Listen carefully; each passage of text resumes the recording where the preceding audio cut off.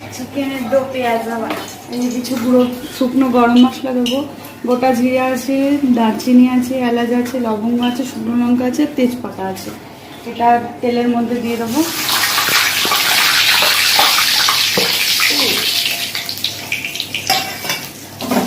এবার একটু নাড়াবো, হালকা করে ভাজবো একটু।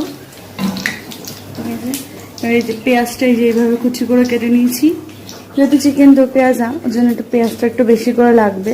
এই এখানে 200 গ্রাম মতো পেঁয়াজ কুচিয়ে রেখেছি, এবার ওটা তেলের মধ্যে দিয়ে দেবো। এই পেঁয়াজটা দিয়ে দিয়েছি, এবার একটু পেঁয়াজটা বেশ সুন্দর করে লাল লাল করে ভেজে নেবো।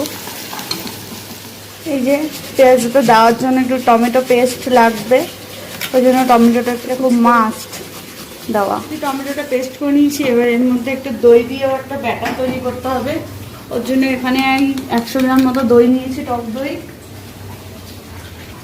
এই যে এখানে 1 চামচ মতো জিরের গুঁড়ো দিলাম, এই 1 চামচ মতো ধনের গুঁড়ো দিলাম, এই যে 1 চামচ মতো কাশ্মীরি লঙ্কার গুঁড়ো দিলাম, এই 1/2 চামচ মতো হলুদ গুঁড়ো দিলাম, এই যে স্বাদ মতো নুন দিলাম। এবার এই ব্যাটারটাকে একটু ভালো করে ফাটিয়ে নেবো, পুরো মিশিয়ে নেবো মশলার সাথে দইটাকে বেশ সুন্দর করে। সুন্দর একটা ক্রিমি টেক্সচার নিয়ে আসতে হবে। পেঁয়াজটা একটু বাদামি বাদামি করে ভাজা হয়ে গেছে, এবার এর মধ্যে 1 চামচ মতো আদা রসুন বাটা দিয়ে দিলাম। এবার এটা ভালো করে কষাবো, আবার আদা রসুনের কাঁচা গন্ধটা না যাওয়া অবধি একটু কষাবো। এই যে টমেটো পিউরিটা দিয়ে দিলাম এর মধ্যে, এর মধ্যে একটু জল দিয়ে দিলাম। এবার এটা একটু ভালো করে কষাবো, আদা রসুন টমেটোর কাঁচা গন্ধটা না যাওয়া অবধি। এই যে আদা রসুনের কাঁচা গন্ধটা প্রায় চলে গেছে, এবার এর মধ্যে দইটা দিয়ে দেবো। দইটা দেওয়ার সময় গ্যাসটা একদম আস্তে করে রাখবে, নাহলে দই ফেটে যাবে। গ্যাসটা সিমে করেই একটু মশলার সাথে বেশ ভালো করে দইটাকে প্রথমে ভালো করে নাড়িয়ে নিতে হবে, তারপরে গ্যাসটা একটু জোরে দিতে হবে। প্রথমে যেন গ্যাস ভালো করে মশলাটার সাথে দইটা মিশিয়ে নিই।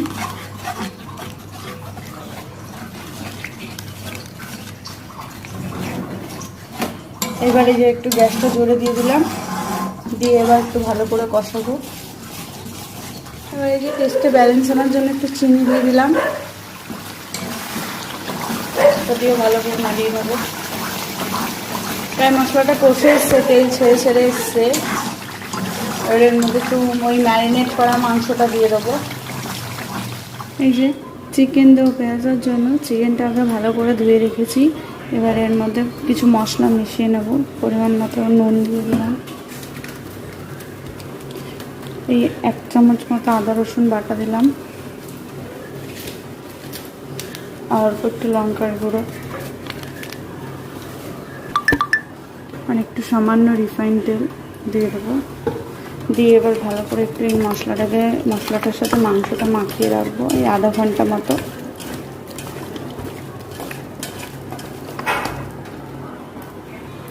এই যে মশলাটা বেশ সুন্দর করে মেখে রেখেছি, এবার এই আধ ঘন্টা মতো এইটা ঢেকে রেখে দেবো। ম্যারিনেশন করে রাখা মাংসটা প্রায় আধ ঘন্টা মতো ম্যারিনেট করে রেখেছিলাম, এবার এই মশলাটার মধ্যে দিয়ে দেবো মাংসগুলো, দিয়ে এবার ভালো করে কষাবো। এখন মাংসটাকে দিয়ে এই যে মাংসটার সাথে মশলার সাথে সুন্দর করে মাখিয়ে নিয়েছি, এবার ঢাকা দিয়ে ঢেকে রেখে দেবো 10 মিনিট মতো। গ্যাসটা একদম আস্তে দিয়ে, মানে গ্যাসটা পুরো সিমে করে এই যে মাংসটা প্রায় 15 মিনিট মতো ঢেকে রেখেছিলাম, এবার উঠিয়ে নিয়েছি। উঠিয়ে এবার এই যে এইভাবে পেঁয়াজ কেটে রেখেছি, পেঁয়াজটা তো দেবো বলে, এবার এই পেঁয়াজটা ওপর দিয়ে দিলাম পেঁয়াজ, আর এই যে এইভাবে টমেটো কেটে রেখেছি টমেটো দিয়ে দিলাম, দিয়ে এবার ভালো করে এটাও কষাতে হবে। কষানো তো হয়ে গেছে, এবার এটা ভালো করে ফুটবে।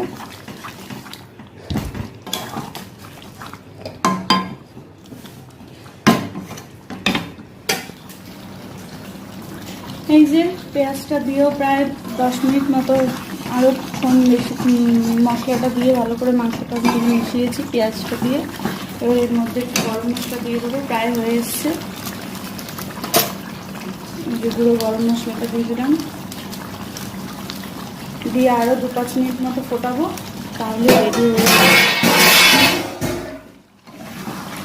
তাহলে রেডি হয়ে যাবে আমার চিকেন দো পেঁয়াজ। কেমন লাগছে বলো?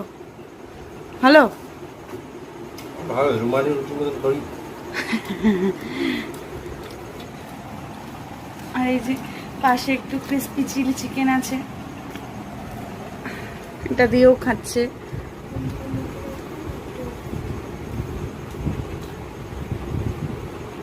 রবি